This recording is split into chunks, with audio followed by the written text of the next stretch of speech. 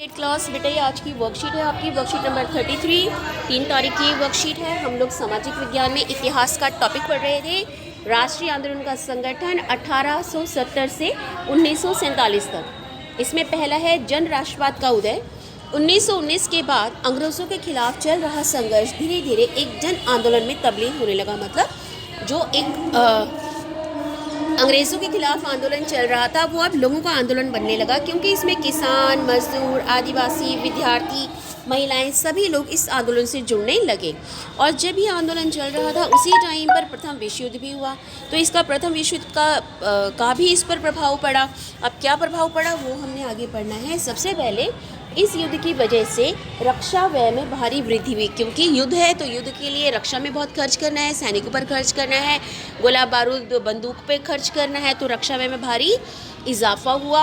अब इस खर्च को कहाँ से पूरा करेंगे? इस खर्च को निकालने के लिए सरकार ने निजी आय और व्यावसायिक मुनाफे पर क्या करा? इन्होंने कर बढ़ा दिए, लोगों पर टैक्स बढ़ा दिए।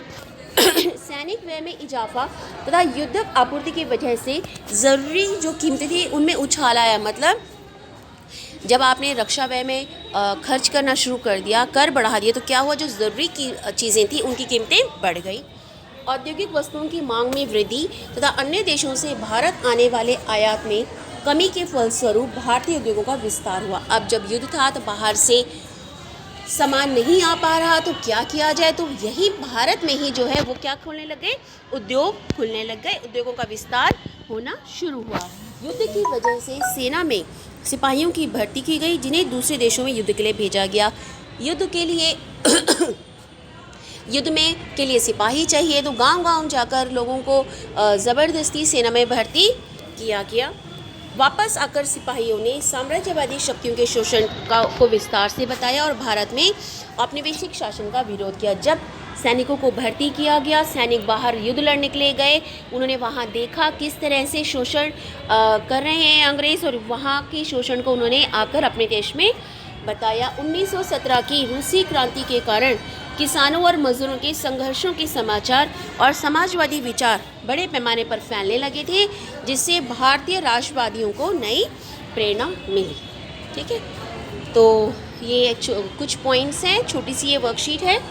क्वेश्चंस देखिए। 1919 के पश्चात अंग्रेज़ों के खिलाफ चल रहा संघर्ष जन आंदोलन क्यों कहलाने लगा?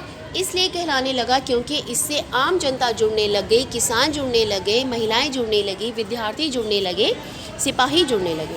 भारतीय उद्योगों के विस्तार में प्रथम विश्व युद्ध किस प्रकार सहायक सिद्ध हुआ? इस प्रकार हुआ कि प्रथम विश्व युद्ध के दौरान बाहर से जो सामान आता था वो आना बंद हो गया, तो उसकी पूर्ति करने के लिए भारत में ही उद्योगों का विस्तार होना शुरू हो गया।